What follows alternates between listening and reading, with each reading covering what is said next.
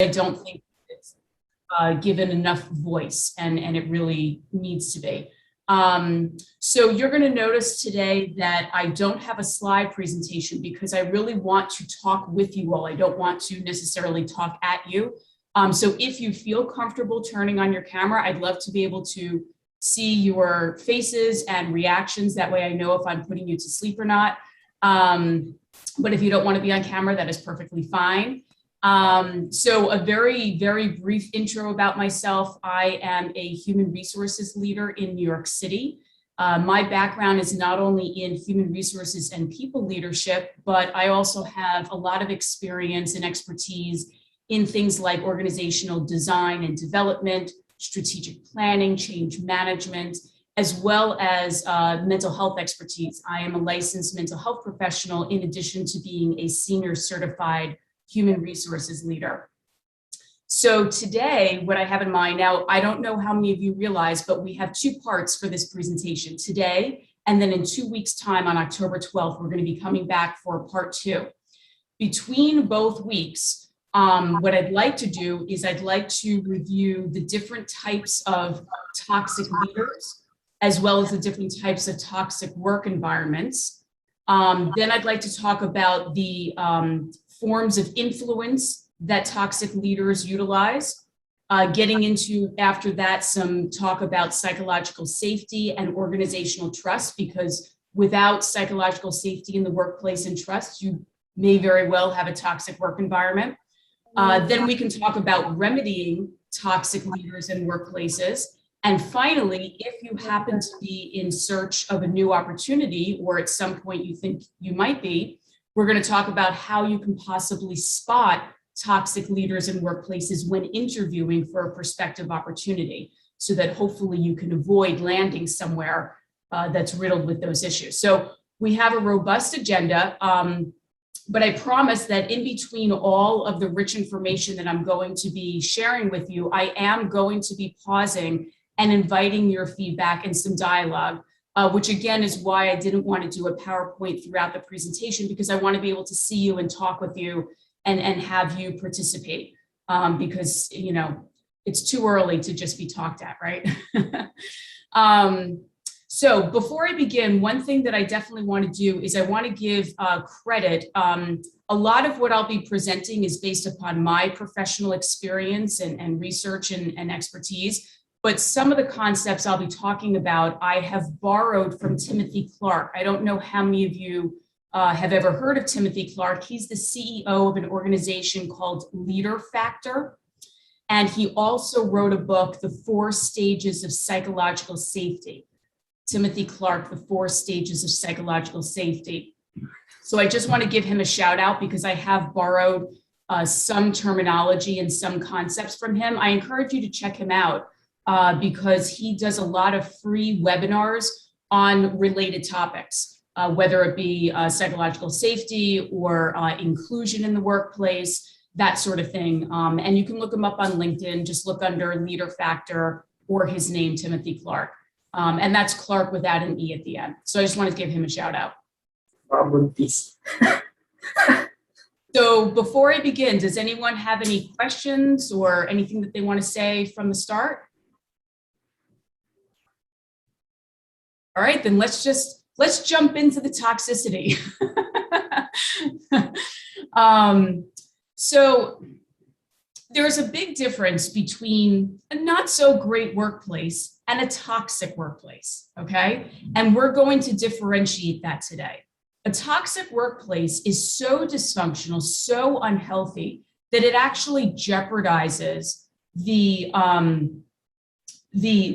longevity of the organization. I mean, you know, everything from the business bottom line to the ability to attract and retain top talent. It really is a not so great workplace taken to the extreme. And just like with human health, you know, our physical and mental health, how we are on a spectrum, you know, I might be healthy today and then I might get the flu tomorrow, or I might be, you know, generally happy and then my dog passes away and I experience some depression for a period of time. Our health as individuals is on a continuum. And very similarly, organizational health is also on a continuum. And that can change, particularly with leadership, because workplace culture starts and ends with leadership. And so that's why a lot of what we're going to be talking about today is the different types of toxic leaders and then how they create different types of toxic work environments. This is not a bottom-up dynamic in an organization. It's absolutely a top-down dynamic. What else do I want to tell you? Well, recently I heard a quote that I thought was actually quite fitting for this topic. And the quote, I don't know if you all have heard this before, the quote is, "Culture is the worst behavior a company tolerates." Culture is the worst behavior a company tolerates. I don't know, when I heard that, that really resonated with me. You know, it's kind of like, you know, a chain is only as strong as its weakest link. So I think you're going to be able to relate to that theme as we move on and you know, talk about this. So that's basically the introduction to the topic. What I want to get into next is let's start really delving into some of this content, okay? Let's talk about the two different types of toxic leaders. And after I'm done sharing some of this information, I want to hear from you if you have any experiences with these types of leaders. All right, feel free to smile, feel free to groan, feel free to roll your eyes. I think some of this is going to really hit home for some of you. So there are two types of toxic leaders. One is actively toxic, and the other is passively complicit. Well, don't these sound fun? So actively toxic is kind of what it sounds like. These are the leaders who actively participate in feeding into the unhealthy and abusive and toxic behavior in the workplace. More than that, even worse than that, is that afterwards, they assume no responsibility for their part. They show no insight as to the harm that they're causing. They do not look out for their team whatsoever. And their only focus is then repairing their own image. So they excuse their behavior, they, you know, blame others, they sort of, you know, throw your attention somewhere else. This is a serious problem. These types of leaders cannot be rehabilitated. They must be removed from the organization. It truly is like a cancer. Now, when I begin to explain the other type of toxic leader, you're going to see the difference, but let me just spend another moment on actively toxic leaders. I have a statistics for you. With these types of leaders, with actively toxic leaders, there is less than a 5% chance that they will ever take responsibility for their behavior and change. Less than a 5% chance. So this is part of why I'm saying this type of leader is a big problem. They are caustic. They are no good. They have no interest in changing, no potential for change, and they must be removed. Now, this can be very tricky because how many times have you worked in an organization or interviewed for an organization and you get the very sense that this is a top performer, or somehow they know about skeletons, or they are the son-in-law of a board member. And so leadership, upper management might be very reticent to get rid of them. But you absolutely must, because they can take down an entire organization. That is how powerful they are. So those are actively toxic leaders. Now let's compare that with a passively complicit leader. These individuals allow abusive episodes and cycles of mistreatment to happen to their team. They allow it to happen. They're not standing up to their boss and shielding their team from this type of abuse. They're allowing it to happen. But they sometimes will acknowledge that things are pretty messed up and not so great. The problem is that they don't really take an active role in changing it. So they're like, I know, but it's not me. It's like, you know, it's Bob. And I feel badly for you. If I were in Bob's position, I wouldn't do this way. But, you know, I mean, it's Bob. Right? So it's like they're not quite as caustic as an actively toxic leader, but they're not very helpful, right?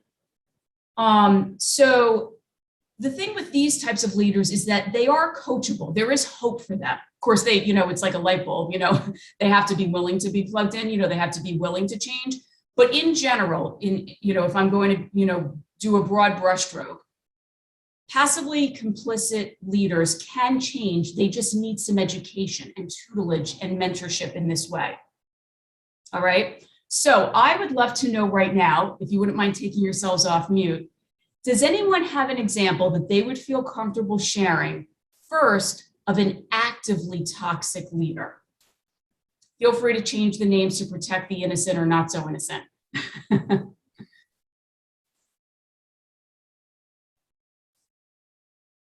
Who's ever had an immediate boss or a higher up where you're just like, this is a problem? Daniel. Actually, this was a peer. And so he was, he kind of had the personality of the bumbling village idiot, but he was very, very sarcastic and very prejudicial. And because he was so friendly, everybody else supported him in his takedown activity. And then they'd encourage it because they would think it was funny, and he would think that because of their laughter, he was encouraged to continue to act obnoxious. Yes. Yeah. And in a few moments, when we talk about spheres of influence with these types of leaders, one of them is manipulation.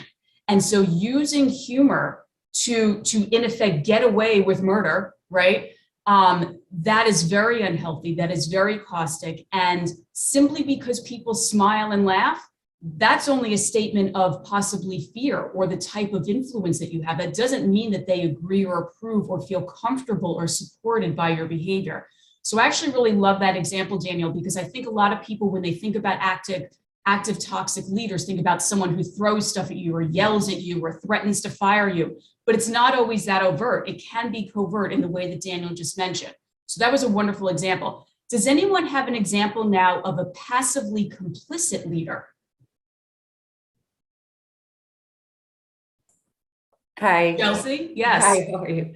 Morning, everybody. Yeah, I worked in a public sector company where they actually decided to do an organizational survey, and the results came back, and it was just a very negative, just all across the board, either actively, hostile or kind of, the passive complicitness. But nothing was ever done with the survey. So it almost actually just, so it's more from an organizational level, and the person that was heading that up, there was no feedback to the employees. There was no action taken. And I think it just continued to undermine the environment because people participated, gave their feedback, and then nothing happened. So I think just with the leadership having that information, having that data, and then just allowing things to continue as they were. So that's my example. Yeah. That's another really great example because again, I was focused on an individual leader type of experience. But you're giving an example on behalf of the whole organization, and that's spot on because as they say, there's no such thing as survey fatigue. There's only inaction fatigue. Mike, were you going to add something? Yeah. So as evidenced by how many people are on this discussion, it is rampant out there, and as HR professionals and as a CHRO, we get to see this behind the scenes. Unfortunately, a lot of companies put people over profits, and that's cliche, but their actions certainly support that. And I think also unfortunately, a lot of HR departments don't have the authority or the courage to do the right thing. I will tell you personally, my job has been directly threatened when I'm trying to do the right thing, and that is either to fire a person who should be fired or the opposite, not fire someone who the company wants to fire wrongly. Mm-hmm. So, but I've always put my job on the line, and we have to continue to advance the HR departments. But but it is rampant. We know it. And so this is a great topic, Janet. You know, you have my support, and let's go from here. And that's another excellent point. You know, again, I'm focused on individuals as I'm presenting this information, but what a wonderful point that an entire division in an organization can also feel unempowered and bullied. For example, as Mike pointed out, in many organizations, human resources can be stripped of its authority and can be undermined. Other departments as well, but certainly human resources. Yes, Jane. So I spoke to someone earlier last week, and it had taken the HR person a year to find him because it was a very specific job that they were, experienced that he had to have. So he came in as a contractor, and they were begging him to stay and begging him to stay. But the upper echelon people treated his interns that he was managing so poorly, he left. Wow. And the HR person was so sad because that person knew it would take a long time. Anyway, I was so proud of that guy. I just was so proud. And he said, you know what? I don't have another job lined up. I asked my wife, she was okay with it. I left because I just can't support that. And this is a big name company too. So it's all up to us too, to either encourage or discourage as much as we can. Yes, yes. And what we're going to move into right now are the two different types of workplace culture. We just talked about the two different types of toxic leaders. Now we're going to talk about toxic work environments. And this ties in very nicely with what Jane was saying, in that she mentioned, a big name organization. And sometimes those can have the worst patterns of toxicity because they have been around generation after generation after generation, right? And it just continues to build momentum and become ingrained in that culture. So let's segue into that right now.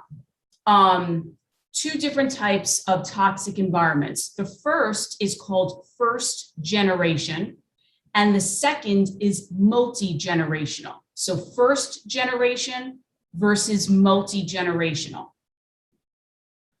First generation toxic culture is created by modeling behavior of leaders in which a toxic culture did not previously exist. So you have a company, either it's brand new and it never really had a culture to begin with, but now it has leadership for the first time and they create a toxic environment.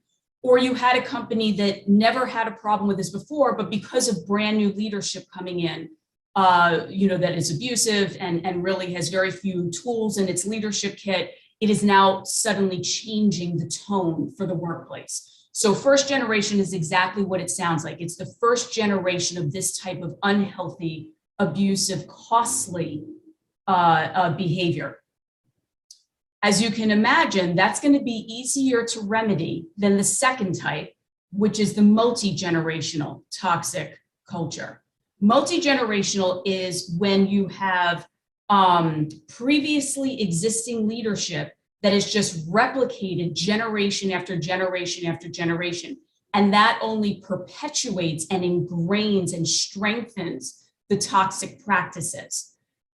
This is very, very difficult to change, as you can imagine, because then that type of culture is sort of fossilized and set in stone, okay? You come into, I'm going to pick on banking for a moment.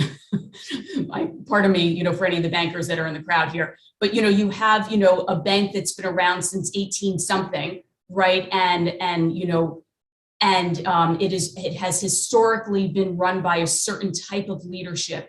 And throughout the decades, regardless of changes in the workplace and changes in political, landscape of the country and, enabling the rights of disadvantaged and disenfranchised populations, this bank's leadership is, nope, dumb, deaf, and blind. We're going to do things the way that we've always done them. We're going to pay our women less. We're not going to hire people of color. Whatever our measures are, decisions are going to be made on the golf course, whatever that means for that organization, right?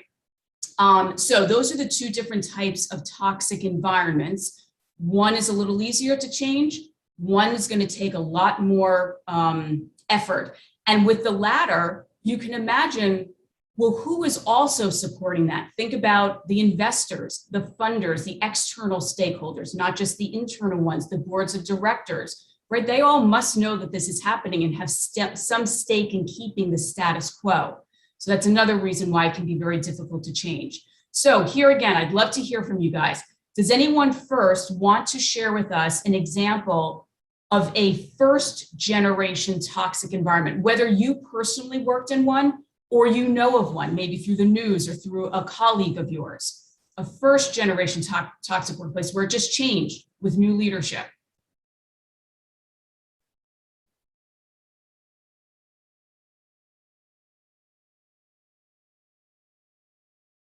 I did this presentation with another group, and someone had shared with us that they were a really strong team and they were encouraged to share ideas and really collaborate. And then a new boss was hired, and they brought with them some really, really manipulative, caustic, pitting one another against each other types of tactics. And it just absolutely shredded the trust that they had with one another. It breeded sort of a me against you, no longer collaborative type of environment. Daniel, do you have one that you want to also share? Well, it happens a lot with mergers and acquisitions. Yes. And in this case, the company merged with an Israeli company, and there was quite a difference in culture, and the Israelis might be considered more aggressive than an American company, maybe an American company in the South where they're friendly. So that caused a lot of concern, just being different cultures and different mores.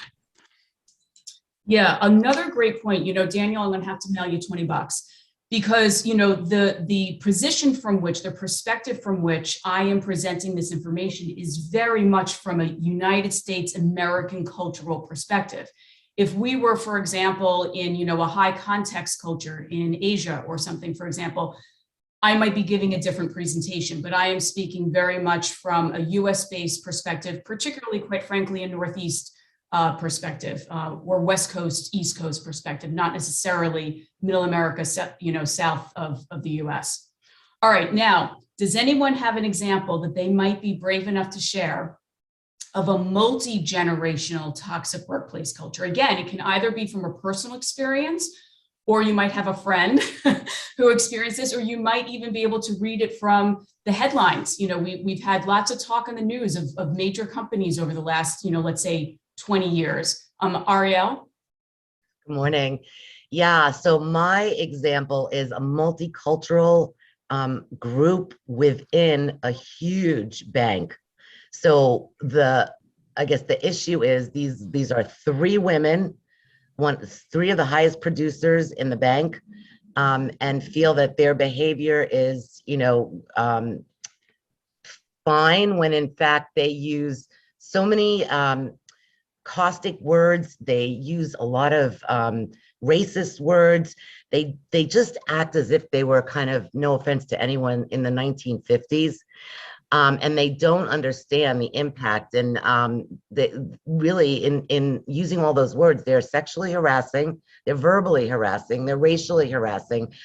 It was one of my worst employee relations issues ever. But the point I want to make is this was a small team within a massive, massive corporation. And the problem is, in big companies, many of those companies are products of mergers.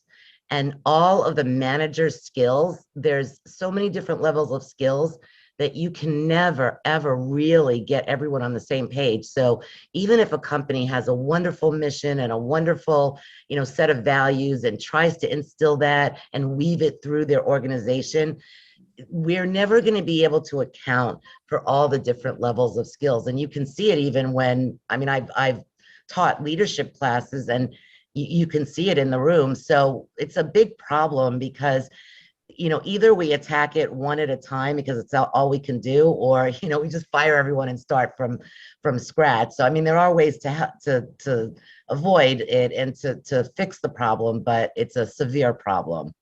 Yes. And you bring up an excellent point that particularly with larger organizations, you can have overall a pretty decent workplace culture in an organization, but there could be niche divisions within that larger organization that are really struggling and very unhealthy.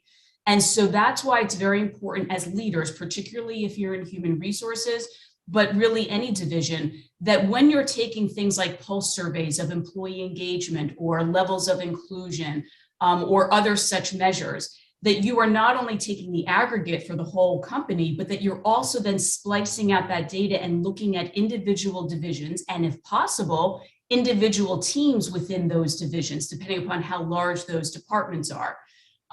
Because this is something that has to be actively worked on. This can't just be like, as Ariel was saying, all right, we have this lovely mission on paper and these are our values and we're good to go. No, that is like far, far from your work being done. Okay, so let's also now move forward to talking more about the tools of influence that toxic leaders use. I was mentioning earlier, I think when Danny was talking, that we were going to get to this because I had spoken very briefly about manipulation. So I want to talk with you about, like, what does this look like in the leaders? We just talked about the two different types of toxic leaders and the two different types of toxic work environments. But now let's move on to, what does that look like? How do these leaders exert their negative influence on people, okay? So as leaders, as managers, as supervisors, part of our job is to influence the behavior of those who report to us. That is part of how we shape, the production and the environment, and the output that we're working with, right? And so there are appropriate tools of influence. It's same thing with, parenthood. We're shaping children, but we hope that we're doing that in an appropriate and healthy way. So, some healthy ways of influencing other people would be things like communication, education, inspiration, a lot of uns, persuasion. So those are things that you want to do as a leader. Those are positive ways to get from your team, what you're hoping to get from them, whether that's innovation or output or, idea generation or attendance, whatever that might be that you're shooting for. But toxic leaders don't use those types of positive tools of influence. They use very negative, caustic ones. Things like manipulation, as I mentioned before, trickery, coercion, force, okay? I'll give you an example. Someone had recently mentioned to me in another group that their leaders in each of their work groups would plant a spy, another employee that they planted in each group, to then report back to upper management what was happening in those groups. And not by way of, of healthy feedback, but by way of, really spilling, the tea and really pitting peers against peers. And you can only imagine, not only how does that feel as being part of the group, to know that you have a spy, but not sure which one of your peers is that spy, but one of them is. But then imagine the position that spy is in, that they feel as though they have to do that to keep their job or to stay in the good graces of their leaders. Okay, these are the types of tactics that toxic leaders can employ. So, when leaders instill fear in their staff, it's not only unethical and unproductive and unprofessional, right? Duh. But it also is a sign of weak leadership. I mean, that really means that you have very few tools in your leadership toolbox, that you are immediately resorting to fear, right? It means that you have no idea how to relate as a human and how to get the best out of your team. So things that can contribute towards generating fear would be things like imposing expectations for high workloads, or things like negative interactions in meetings. And yeah, you can change your staff's behavior. You can get them to work really hard or long or come in on the weekends. But that doesn't mean that you're going to get innovation or trust or retention, or that you're going to have a good employee value proposition and good branding out in the world to attract top talent. And so at the end of the day, you're actually shooting yourself in the foot as an organization. Because in order to generate trust and innovation and new ideas and collaboration and a great employee, proposition, you have to have a 180 different culture. You have to have one where people really feel safe in order to question the status quo, in order to generate new ideas, in order to sort of take calculated risks. So I'm curious to know if anyone wants to share some examples, again, whether you've personally experienced it or you have heard from others, examples of really negative tactics, tools of influence that toxic leaders have employed. Ariel? Well, this really, to me, is the topic of retaliation, because I'm sure everybody knows most of the people I've ever met in any company I've worked for feel like they can't come forward because they're going to be retaliated against in some way. And it's prevalent everywhere. I mean, I've worked in big companies and small companies. The problem is that many managers know that they have that power, which is what the law is meant to fix. And so they don't ever think that anything's going to happen to them if they actually are self-aware and know what they're doing. There are other managers who don't realize it truly and honestly. And of course, those are the ones that you can start to kind of rehabilitate. But the one thing for me that's really important in this is that HR does have some influence, because if we start at the bottom and we make sure that we explain clearly to employees what the ramifications are, that what the laws are, what the policies are, and we prove it, we show that other people have come forward and have never been retaliated against, we can start to change that needle. I know you're probably going to talk about this later, but it's a big deal, because in the end, all this toxicity, you can't fix it unless you've got some trust. So that's a big thing to kind of figure out how to get that trust. Yeah, absolutely. Not only do you need the psychological safety and the trust, as you just said, but you also touched upon metrics, right? There is a business case for having a healthy workplace environment. This is not just, oh, it's a fad, let's talk about touchy-feely, like, let's be nice to our employees. Even if you are not compelled ethically, professionally, out of the goodness of your heart, to instill these types of values every single day, not just sometimes, in your organization, there is an absolute business case to be made for creating a healthy culture. You will not have innovation. You will not have engagement and retention. You will not, as I keep saying, attract top talent, particularly now in light of everything that has gone on in the last year and a half. Again, I can only speak for the United States. I'm not speaking necessarily for other countries, because I'm not a global workforce expert. But in this country, we have seen a reckoning, and particularly with the younger generations coming more and more into the workforce. As we know, we have seen, they call it the silver tsunami, a lot of the boomers taking early retirement and leaving the workforce after the last year and a half. And now we're seeing the introduction of the Gen Zers, not to mention the younger millennials in the workplace. And they are demanding a different type of workplace culture. And so if you look at the data, this is not up for question. This has already been proven time and time again.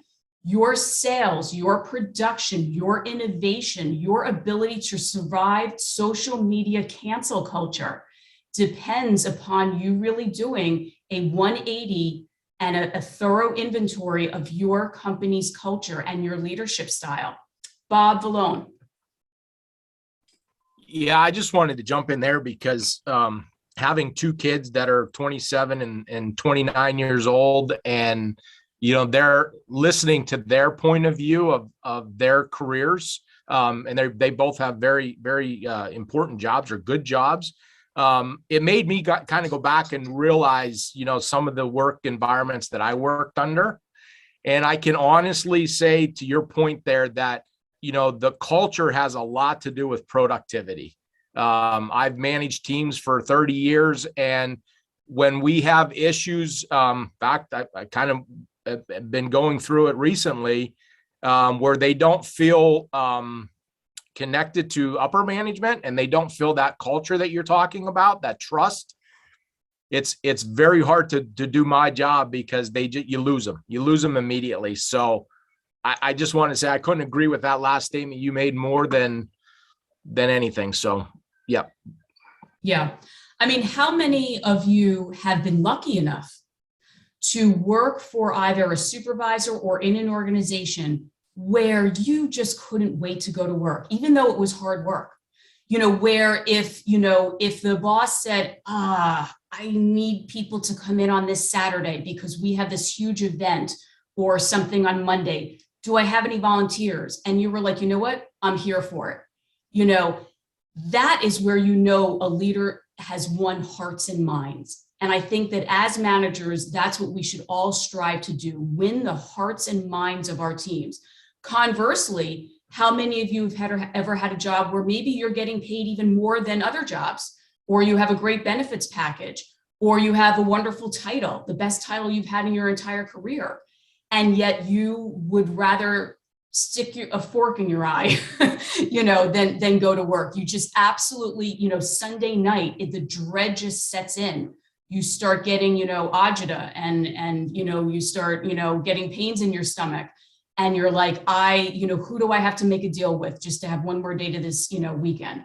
You know, this is a real thing. And this is also why study after study has shown that money is not the leading factor for employee satisfaction and engagement. Yes, clearly you have to pay a competitive salary, obviously, but you do not have to pay top money to get top talent and really engage them.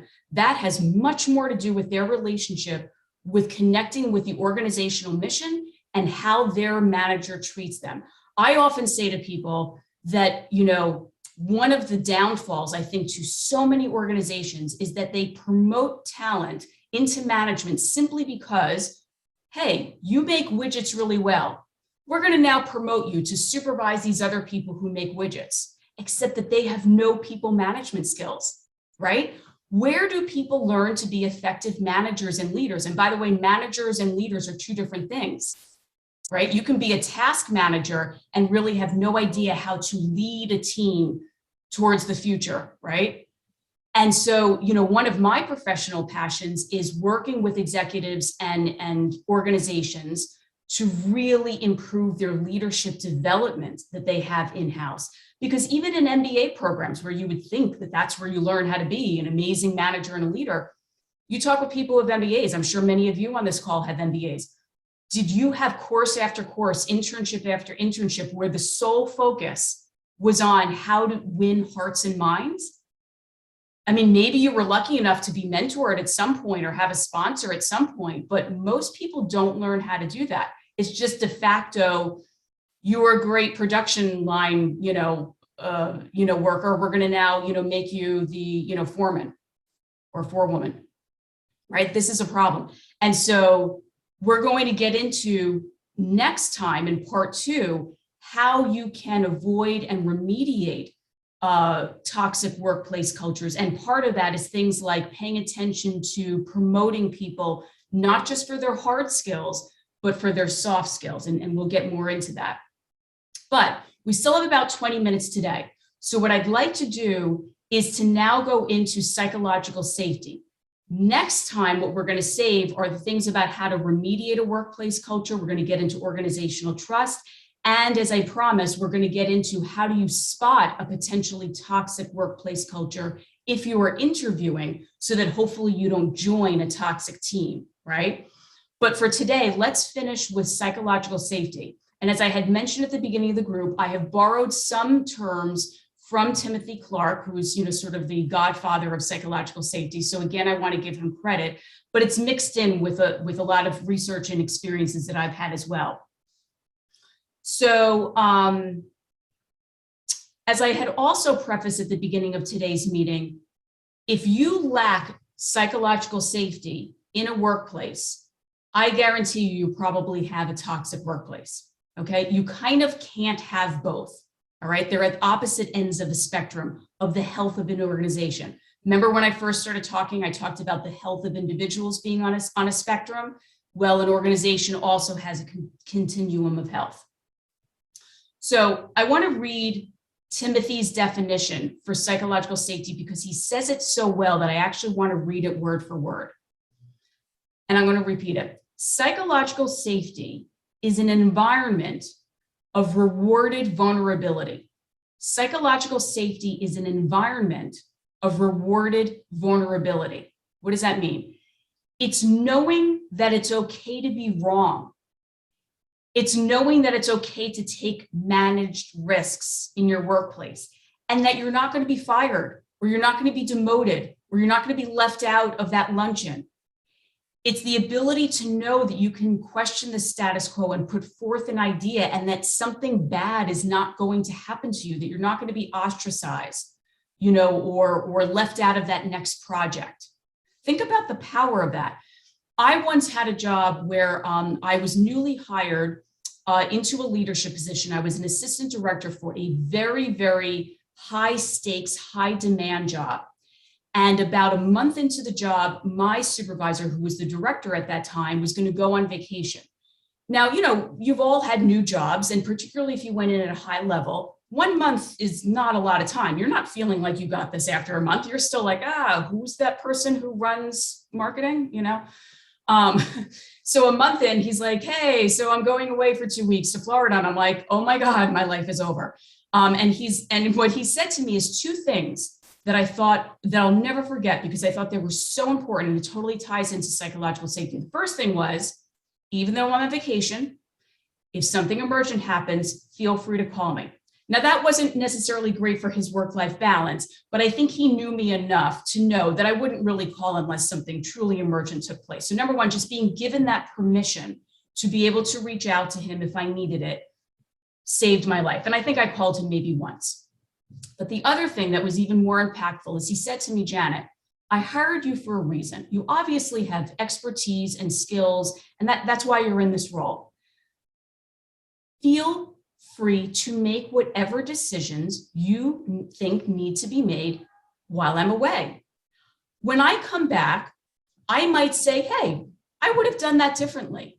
But what I know I'm not going to say is you did that wrong, because there's no way. You're just too qualified and too experienced to make a wrong decision. You might make a different decision, but I know that I'm not going to come back and go, what the heck were you thinking? Oh my God, what a risk that you took, or whatever. I cannot tell you what a game changer that was. That really freed me up to take care of his baby, his program in his absence, and to feel free to lead it without fear that he was going to come back and be like, oh my God, what the heck did you do? You're fired, which was sort of my fear, right? So that's an example of where a former leader of mine instilled psychological safety and faith in me that I could make decisions without fearing the absolute worst, right? Psychological safety also exists when employees feel included. It starts with inclusion. We've talked a lot over the last year and a half about DEI, diversity, equity, inclusion this, inclusion that. Well, I could spend the next 6 hours about talking about how important inclusion is, but the one thing I want to impart on you is that inclusion is not only when we're talking about things like gender and race and sexual orientation. Inclusion is things like inclusivity with diversity of thought, right? The ability to be able to say, I don't know, Jane and Mike had said A, but I'm actually wondering if we should consider B, diversity of thought, thinking about a culture add, not just a culture fit. You want people on your team to come from different experiences and to say, hey, have you ever considered red instead of blue, right? Otherwise you get sort of that vacuum, of just bouncing the same ideas off of one another, and then you don't have innovation, right? So the last thing I want to say before I move on to something else is another quote from Timothy Clark. The team is only as psychologically safe as the least safe person on the team feels. The team is only as psychologically safe as the least safe person on the team feels. Again, earlier I had said, it's kind of like the chain is only as strong as its weakest link. It's the same thing. You don't want to look at your team and say, well, yeah, like everyone is, contributing. I mean, Mary tends to be a little quiet, but everyone else is like, we have a safe team because, most people, contribute their ideas and question and, like whatever. No, if Mary is silent, you need to find out why Mary is silent. Because your team is only as psychologically safe as also Mary feels.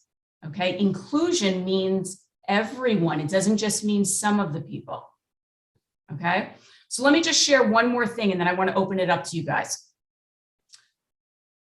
What does psychological safety look like amongst team members? I want to give you some practical examples of this because I've been throwing a lot of theory at you, but let me sort of further illustrate what does this look like, okay? It looks like people asking questions. Have you ever worked somewhere where the leader says, blah, blah, blah, blah, any questions? And everyone's like, because no one dares to ask a question, right? And then that one person who does, you're like, oh my God, what's going to happen, right? Are they going to get yelled at? They're going to get fired? I mean, it's real, right? So asking questions, that's a sign of psychological safety. Bringing up concerns, asking for help. That means you feel safe enough to say you don't know something, or you don't have the skills for something, or you're not quite sure how to problem solve something. That requires vulnerability. And P.S., in order for your staff to feel vulnerable, leaders have to show vulnerability. You have to model for your staff how this whole psychological safety thing works, right? You can't ask others to put themselves out there if you're not putting yourself out there. Another example is having new ideas, making mistakes, and as I have said a few times now, questioning the status quo. So, does anyone have an example of when they felt a high degree of psychological safety where they worked? Has anyone been lucky enough to work in an environment or on a team or with a supervisor where you felt a high level of psychological safety? I gave an example before of that boss that I had when he went on vacation. Daniel? I think, yeah, you're still on mute. There you go. The best example I can give is being in the military. That way you have that whole camaraderie, and you know that when you place weapons in everybody's hands, they've got your back, and their whole goal in life is mutual completion of the goal. And it's interesting that has that aspect, but that also builds up the camaraderie and spirit of the team to know that we're all pointed in the same direction for the goal, and that you can trust somebody with your life. Yes, trust. And that next time in 2 weeks, we're going to begin with that topic of trust. Exactly. Literally, you have your life in someone else's hands. Now, some of you may be saying, okay, but I'm not a Marine. I work in cosmetics. Okay. But one of the things that that Jane is going to put up in a moment on some slides is a link, and this is, I really don't mean this to be self-promotion. I'm really offering this as a way of helping all of you. One of the things she's going to put up is a link to a YouTube conversation that I had done, and it's only about a half an hour long, and it talks about the stress and trauma that anyone in any industry at any level of professionalism can experience from the workplace. And it can have very serious mental health and physical effects on you, okay? So even though you might not be at the front lines of military combat, the effects that workplace trauma and stress can have on your medical and mental health, your personal relationships, not to mention your professional relationships and performance, can be just as life-threatening. This is serious stuff. And so the link that she's going to put up in a little bit is a talk that I did about what you can do to better manage your workplace trauma and stress. But I digress. But great example, Daniel, to talk about the military and how trust ties into all of this. Now, can anyone give an example of when they or someone they know did not feel psychologically safe at work, and what that was like and what the ramifications of that were? Can I mention, while you were talking, I had this flashback of oh gosh, when was it? Like 10 years ago, I was working at an insurance agency and I had a really, really complicated, I think it was a dwelling that was a commercial and it was not owner occupied. So it was a lot of complicated stuff, right? So I was supposed to work on that. My boss was going through a divorce and she turned from okay to horrible. And I physically got sick. I couldn't go to work. And then when I had to go to work the next day, I'm like, oh my God, I'm so scared to ask her. It's so silly to think that people can be that mean to someone who they should be ask me anything. If it takes you 10 questions to get the answer right, that's fine, right? So it's just crazy how it can get into your whole life when someone or a team or a colleague is just ridiculously awful. Yeah. Yeah. I mean, if you have ever been in a situation where you really fear asking something, whatever that something is, of your leadership, then you probably have a toxic leader / toxic workplace culture. No one should live in fear like that. And I don't just mean that again as an idealistic, touchy-feely, oh, you're a human resources professional, ex-mental health professional, you know. I mean, like, it impacts your life in a very real way. It impacts your personal relationships. And no job, I don't care what the prestige or pay is, no job is worth your mental or physical health. Now, one thing I saw in the chat, and I'm sorry that I missed it in real time, but Candace had asked, how do we ask for that? Or does it have to be freely given from the other party? And Candace, I don't remember what that was. If you are still on the call and you can remind me of what that thing was that I was suggesting we ask for, I'm happy to speak more about it. Janet, I'm right here. Thank you for that. And yes, it was the part about psychological safety and being given the permission to make mistakes, being permission to be trusted, and that safety that you were talking about. You gave the example of the boss who left while you were just a month into the position, and he gave you permission to, you know, make the decision. I know you won't make the wrong decision. I may have done it differently. So how do we get that in our environment if we don't already have it? Or is it something that we just have to wait for somebody to give us? Right. I love that question.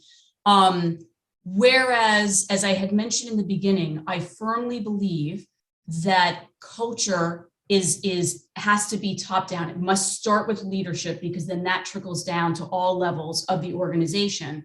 I don't want to suggest that there is no bottom-up power of any kind. There absolutely is. And that can be done in many, many different ways, and in no particular order. Some things that occur to me would be things like employee resource groups, having an executive sponsor, someone on the leadership team, if it's not in your direct vertical, someone else in the executive suite who can help to be a champion. Sometimes it can also be handled one-on-one with the supervisor. Sometimes supervisors aren't aware, you know, of how they are interacting with their team and the impact of that. And so, you know, it depends upon the level of comfortability, but sometimes, you know, you certainly don't want to say to a supervisor like, oh my God, you really suck at this, you know, but you can say things like, you know, I wanted to share something about myself with you because I'm hoping that this might help me be more productive for you and the team, but it also might help you better manage me and get the most out of me. But I tend to operate best when I can be calmly shown some of my mistakes and then given the opportunity to learn how to do those better, as opposed to have a coffee mug thrown at me and yelled at me. I tend not to respond well to that. I'm wondering what your thoughts are. You know, I had a Post-it note thrown at me one time, which luckily wouldn't have hurt as much as a coffee mug, but it was not pleasant nonetheless. So those are just some examples. You know, also utilizing human resources, utilizing whistleblower policies. Now, I realize, you know, you say the word whistleblower and people are like, ah, whistleblower, you know, and believe me, I once designed a whistleblowing encouragement campaign for an organization where we were trying to encourage people to feel safer to report things. So I understand what the resistance is with that, but sometimes there is a time and place to use a whistleblower, action. Sometimes organizations have passive feedback mechanisms, whether that be an anonymous suggestion box or through your company's intranet. There might be ways to give feedback. I mean, I can go on and on and on, but those might be some possible ways that you can have that conversation or get that concern known. Does that address what you were asking, Candace, or did I go off on a tangent? A little bit of both, but it was Okay. good because it gave other ideas into that specific area. So thank you. Okay, you're welcome. And by the way, I'm happy to link with anyone on LinkedIn if you want to continue the conversation with me, outside of here. I know we have only 2 minutes left. I think Jane possibly had put up some slides before with my LinkedIn information. I think it'll show up again. I can also put it in the chat. Did I miss any other questions or comments? I'm not great with keeping up in chat in real time. Shout out if I did. Here's the your conversation about putting on the oxygen mask. Is that what you're talking about, the YouTube video, right? Yes, that's the YouTube video. So if you just enter Michelle's Conversations That Matter, and then even just put in the word pudding, you don't even have to write the rest of it, you should recognize me and it'll come up. But of course, if you put the entire title, it will definitely come up. That's on YouTube. And then my LinkedIn contact is right there. Thank you, Jane. Both my email as well as my LinkedIn contact.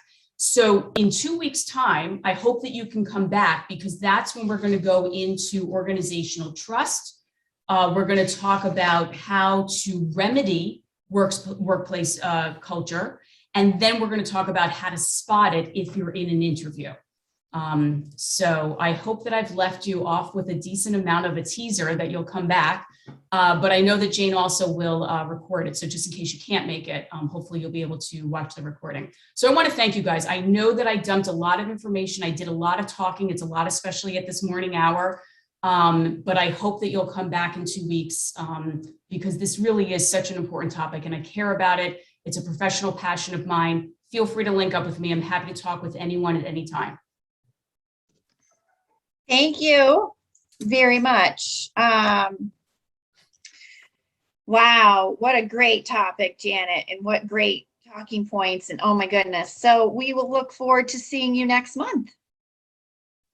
Great. I'll see you guys on the 12th. All right. Thanks, everyone. Have a great day. Be well.